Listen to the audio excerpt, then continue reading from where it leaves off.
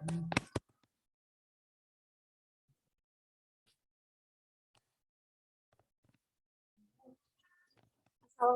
warahmatullahi wabarakatuh. Perkenalkan, kami dari kelompok 7 ingin mempresentasikan hasil kerja kelompok kami yang berjudul hipertensi dan stroke, yang beranggotaan yaitu Rosyana, Safira Regina, Siti Lailatul, dan Yunita Dwi.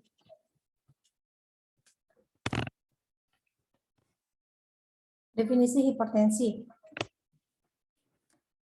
Berikut ini adalah beberapa definisi tentang hipertensi dari beberapa pakar ahli, yaitu hipertensi adalah peningkatan tekanan sistolik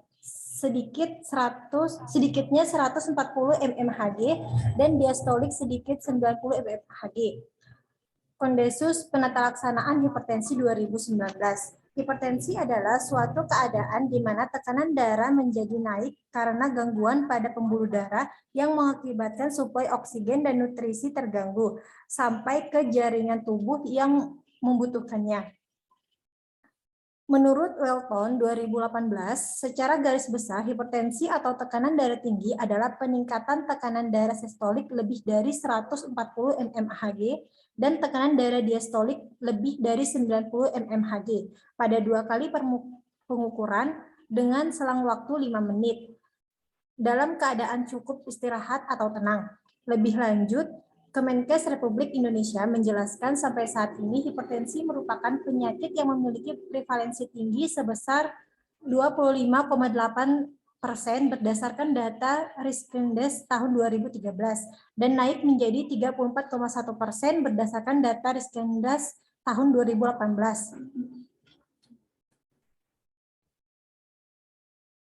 Etiologi hipertensi. Berdasarkan etiologinya, penyebab hipertensi maka dibagi menjadi 2 golongan, yaitu hipertensi primer dan hipertensi sekunder. Hipertensi primer adalah hipertensi esensial atau hipertensi yang 90% tidak diketahui penyebabnya.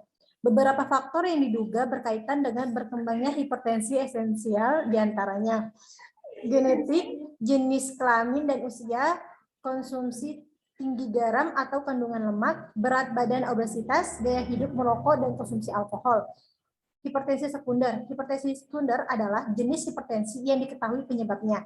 Hipertensi sekunder ini disebabkan oleh beberapa penyakit, yaitu kortikadiorta, yaitu penyempitan aorta kongenital yang mungkin terjadi beberapa tingkat pada aorta toraksi atau aorta abdominal. Penyakit parenkim dan vaskular ginjal. Ketiga, satu atau lebih dari arteri besar yang secara langsung membawa darah ke ginjal. Penggunaan kontrasepsi hormonal, gangguan endokrin, kegemukan atau obesitas, malas berolahraga, kebiasaan merokok, di mana nikotil dalam rokok merangsang pelepasan katekolamin. Patofisiologi dari hipertensi. Mekanisme yang mengontrol konstruksi dan relaksasi pembuluh darah terletak di pusat vasomotor pada medula di otak. Dari pusat vasomotor ini bermula pada sistem saraf simpatik yang berlanjut ke bawah ke corpus spinalis dan keluar dari kolumna medulla spinalis ke ganglia simpatis di toraks dan abdomen. Rangsangan pusat vasomotor diantaranya dalam bentuk infus yang bergerak ke bawah melalui sistem saraf simpatik ke ganglia simpatis atau pada titik ini neuron preganglion melepaskan asetilkolin yang akan merangsang serabut saraf pasca ganglion ke pembuluh darah, di mana dengan dilepasnya neuropirefrin mengakibatkan kontriksi pembuluh darah. Anatomi dan fisiologi dari hipertensi. Anatomi yaitu jantung, arteri, perubahan fungsi ginjal, arteriol, pembuluh darah utama dan kapiler, sinusoid, dan vena dan venul. Fisiologi dari hipertensi. Jantung mempunyai fungsi sebagai pemompa darah yang mengandung oksigen dalam sistem arteri yang dibawa ke sel dan seluruh tubuh untuk mengumpulkan darah deoksigenasi atau darah yang kadar oksigennya kurang dari sistem vena yang dikirim ke dalam paru-paru untuk reoksigenasi.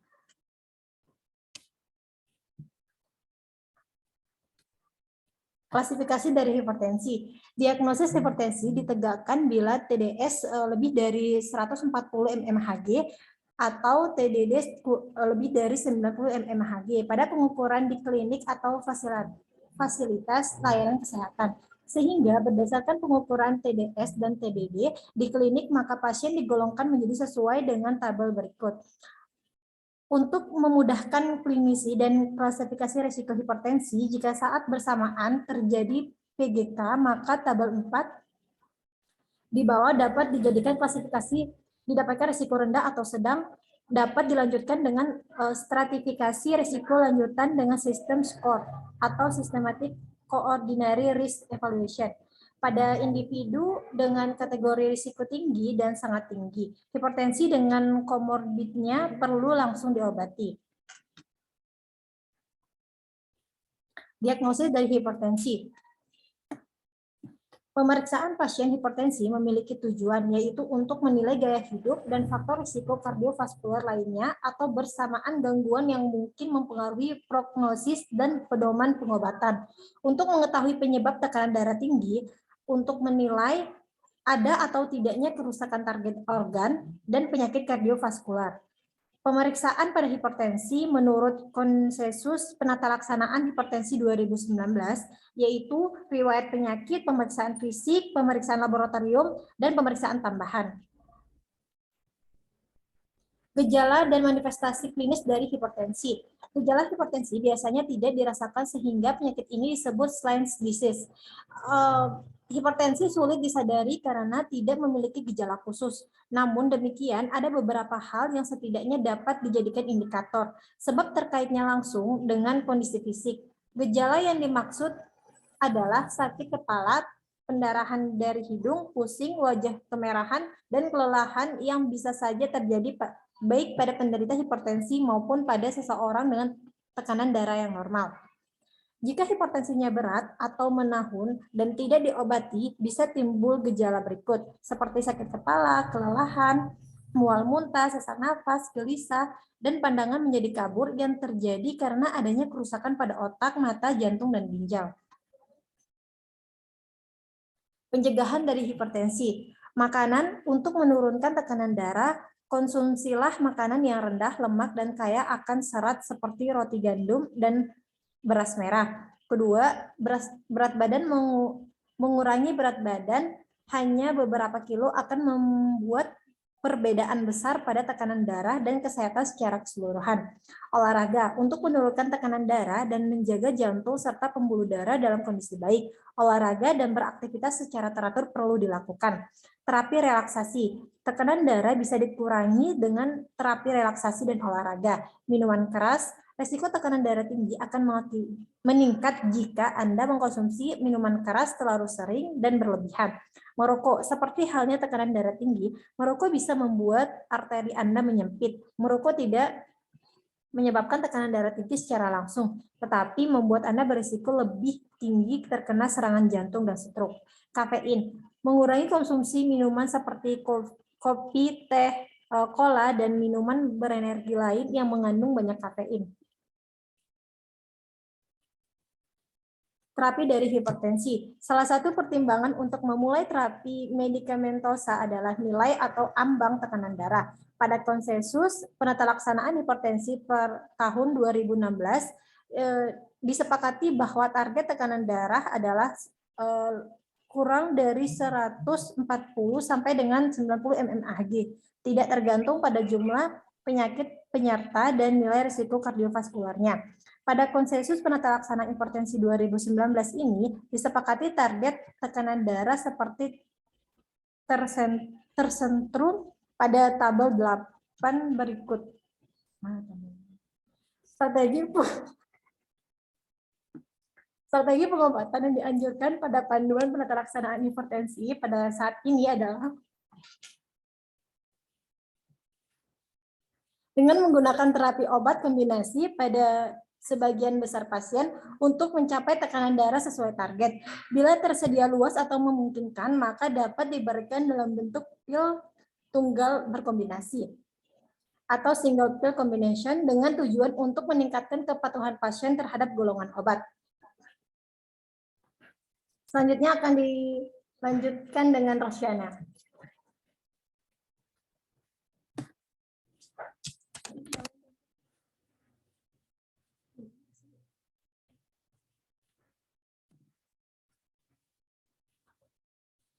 Ini saya akan melanjutkan presentasi, yaitu algoritma terapi hipertensi.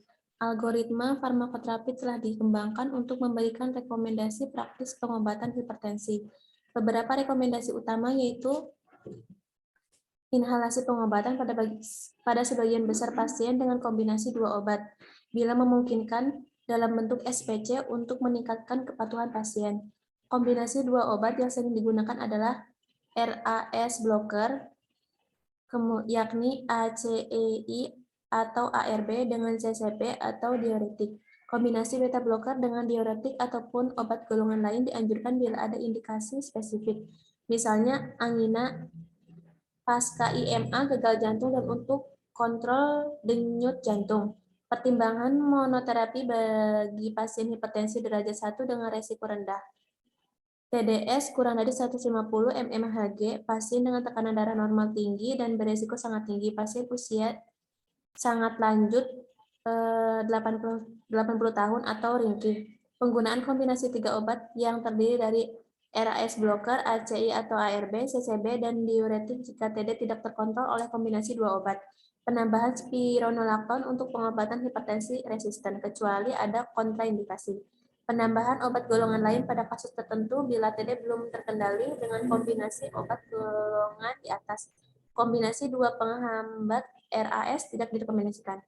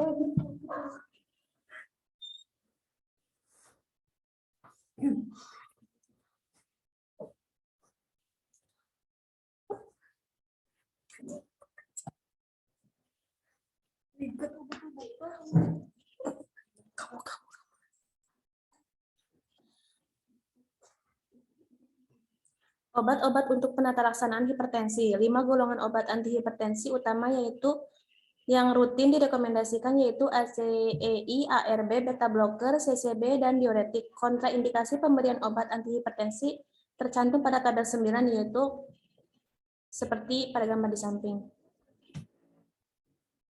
Terapi non-farmakologi hipertensi, diet rendah garam atau kolesterol atau lemak jenuh, mengurangi asupan garam ke dalam tubuh. Nasihat pengurangan garam harus memperhatikan kebiasaan makan penderita. Ciptakan keadaan rileks berbagai cara relaksasi seperti meditasi, yoga, atau hipnosis dapat mengontrol sistem saraf yang akhirnya dapat menurunkan tekanan darah. Melakukan olahraga seperti senam aerobik atau jalan cepat selama 30-45 menit sebanyak 3-4 kali seminggu. Berhenti merokok dan mengurangi konsumsi alkohol. Perbanyak makan yang mengandung kalsium, kalium, dan magnesium. Perbanyak makan yang mengandung serat, menjaga berat badan, hindari kebiasaan minum kopi berlebihan. Faktor resiko hipertensi. Yang pertama, faktor yang tidak dapat diubah, ada riwayat keluarga, usia, jenis kelamin, ras, atau etnik. Faktor yang dapat diubah, merokok, kurangi aktivitas fisik, konsumsi alkohol, kebiasaan minum kopi, kebiasaan konsumsi makanan banyak mengandung garam, kebiasaan konsumsi makanan berlemak. Dampak hipertensi, suatu peningkatan dari tekanan darah meningkatkan resiko terjadinya penyakit lain pada penderita. Komplikasi hipertensi sering dirujuk sebagai kerusakan akhir organ akibat tekanan darah tinggi kronis. Oleh sebab itu, mengontrol tekanan darah tinggi sangat penting dilakukan secara rutin dan berkelanjutan sehingga dapat mengupayakan tekanan darah normal dan mencegah komplikasi penyakit ini yang berdampak pada orang lain. Gangguan jantung, pengerasan arteri-arteri, gangguan ginjal, dan juga stroke.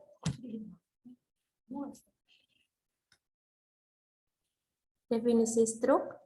Stroke merupakan sindrom klinis yang berkembang cepat akibat dari gangguan otak lokal maupun global yang disebabkan adanya gangguan aliran darah dalam otak yang timbul secara mendadak dalam hitungan detik atau secara cepat dalam hitungan jam, sehingga dapat menyebabkan sumbatan atau pecahnya pembuluh darah otak.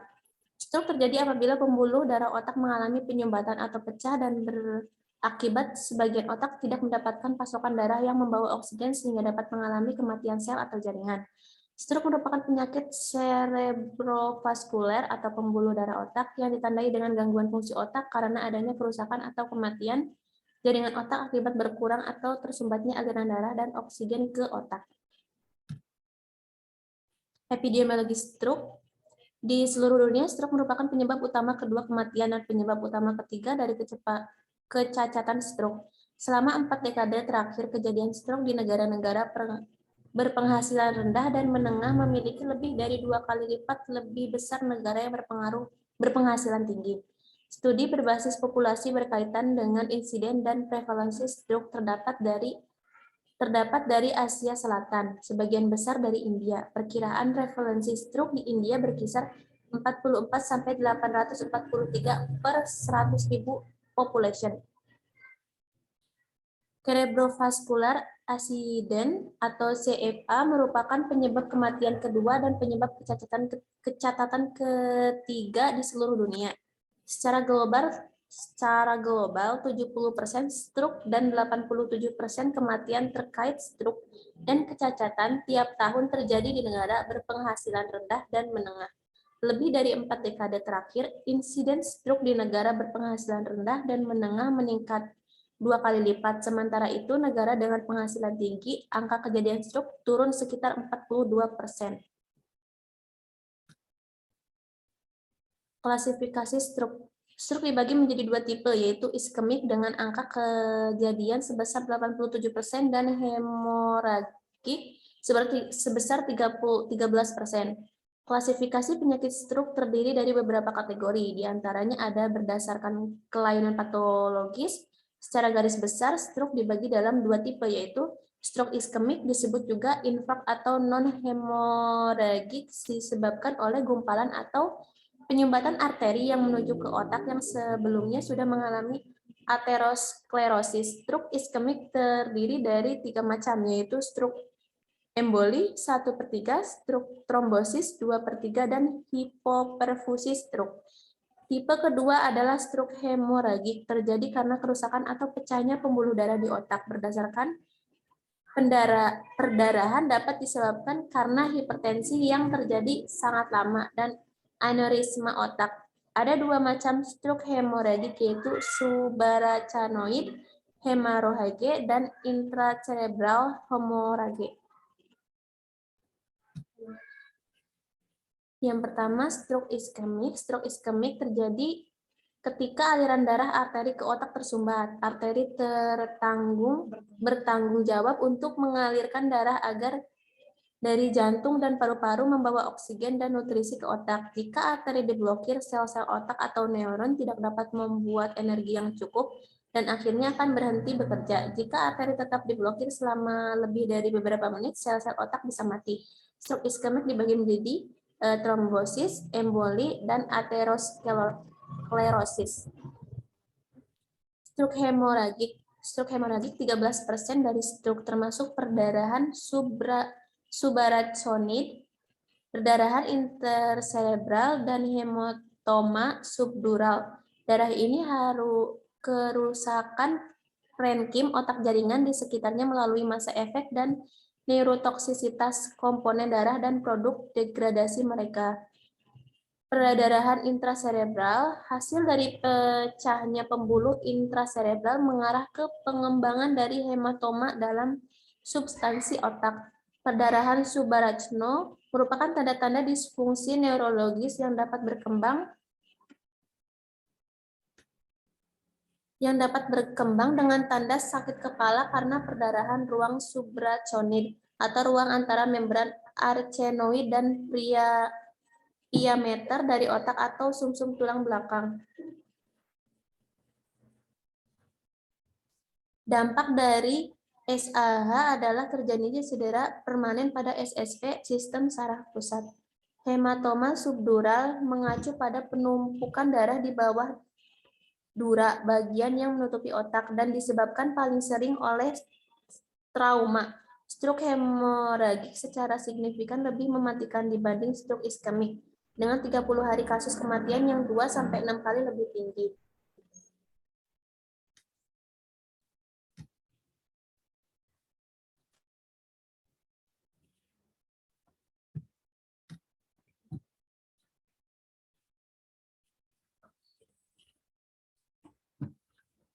Patofisiologi stroke.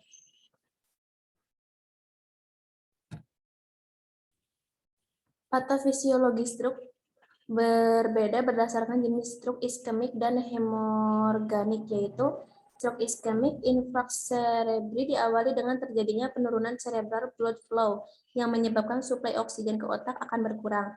Nilai kritis CBF adalah 23 mili per 100 gram per menit. Dengan nilai normal 50 mili per 100 gram per menit, penurunan CBF di bawah nilai normal dapat menyebabkan infrak. Suatu penelitian menyebutkan bahwa nilai CBF pada pasien dengan infrak adalah 4,8 sampai 8,4 mili per 100 gram per menit. Patofisiologi stroke iskemik dibagi menjadi dua bagian, yaitu vaskular dan metabolisme. Iskemia disebabkan karena terjadi oklusi vaskular. Oklusi vaskular yang menyebabkan iskemia ini dapat disebabkan oleh emboli, trombos, plak, dan penyebab lainnya. Iskemia menyebabkan hipoksia dan akhirnya kematian jaringan otak. Oklusi vaskular yang terjadi menyebabkan terjadinya tanda dan gejala pada stroke iskemik yang muncul berdasarkan lokasi terjadinya iskemia. Sel-sel pada otak akan mati dalam hitungan menit dari awal terjadinya oklusi. Hal ini berujung pada onset stroke yang tiba-tiba. Yang kedua, stroke hemoragik. Stroke hemoragik dibagi menjadi pendarahan intracerebral dan pendarahan subarachnoid. Pendarahan intracerebral perdarahan masuk ke parenkim otak akibat pecahnya arteri penetrans yang merupakan cabang dari pembuluh darah subprefisial dan berjalan tegak lurus menuju parenkim otak yang di bagian distalnya berupa anyaman kapiler. Pendarahan subarachnoid, lokasi pendarahan umumnya terletak pada daerah ganglia basalis, pons sebelum cerebellum dan thalamus. Perdarahan pada ganglia basalis sering meluas hingga mengenai kapsula interna dan kadang-kadang ruptur ke dalam ventrikel lateral lalu menyebar melalui sistem ventrikuler ke dalam rongga subarachnoid. Adanya perluasan intraventrikuler sering berakibat fatal.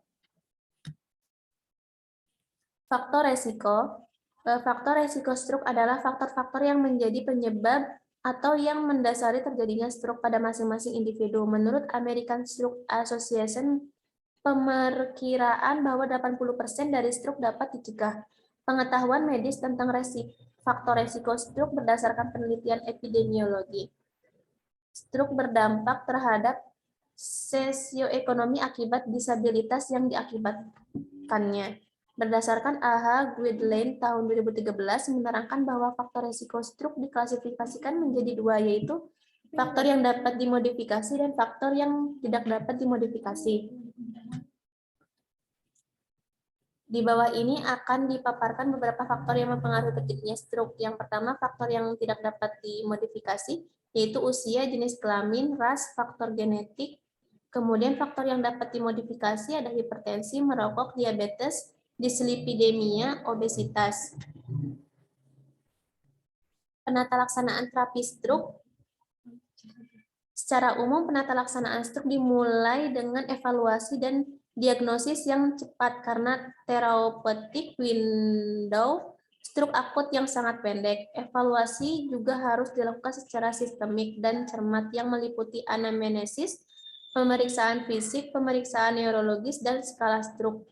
Terapi umum yang diberikan untuk stroke meliputi stabilisasi jalan napas dan pernapasan, stabilisasi hemodinamik, pemeriksaan awal fisik umum atau tekanan darah jantung, neurologi umum awal, pengendalian peninggian tekanan intrakranial, penanganan transformasi hemoragik, pengendalian kejang, pengendalian suhu tubuh, dan pemeriksaan penunjang seperti EKG dan CT scan. Tujuan dari terapi stroke antara lain, yang pertama mengurangi terjadinya cedera neurologis dan menurunkan angka kematian serta kecacatan jangka panjang. Yang kedua, mencegah terjadinya komplikasi sekunder yaitu immobilitas dana disfungsi neurologis. Yang ketiga, mencegah terjadinya stroke berulang. Yang selanjutnya akan dilanjutkan oleh Yunita Dwi Metasari.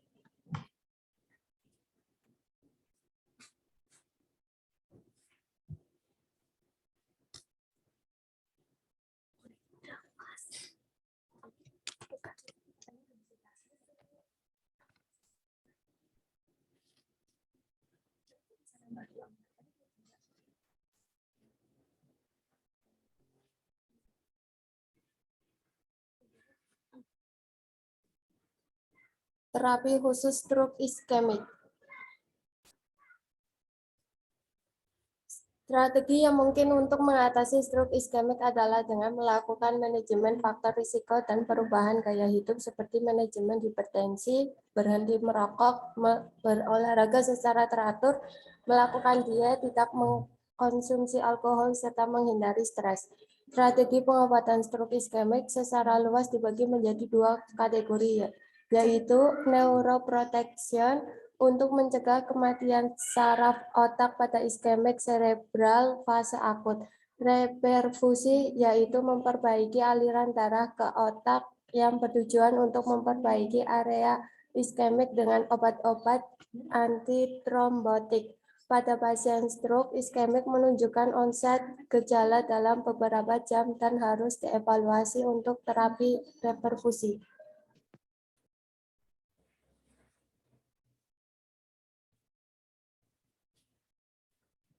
1. Trombolitik, altaplase, pemberian cepat intravena RTPA atau rekombinant tisu plasminogen aktivator untuk pasien merupakan terapi yang tepat dan menjadi andalan dalam pengobatan dini pada stroke iskemik.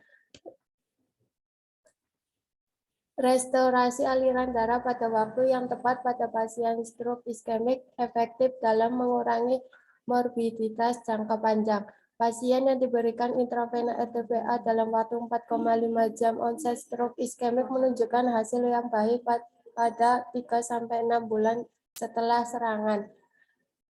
Streptokinase. Streptokinase tidak diindikasikan untuk terapi stroke iskemik fase akut.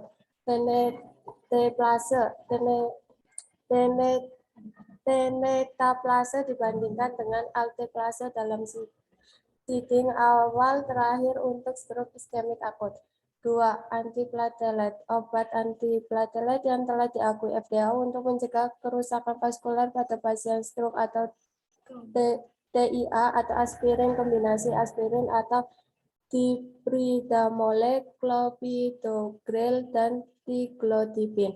3. Antikoagulan adalah agen yang berperan dalam koagulasi untuk mengurangi polimerisasi fibrin dan membentukkan trombus dan berbeda dari agen trombolitik dan difibrinogen. 4. Neuroprotektan. Untuk stroke iskemik aku bertujuan untuk meningkatkan ketahanan otak untuk iskemia demi meningkatkan clinical outcome pasien dengan melindungi neuron otak. 5. Antidislipidemia stroke, penyakit neurologis umum yang menghasilkan kematian yang signifikan dan morbiditas global. Antihipertensi. Hipertensi dapat menyebabkan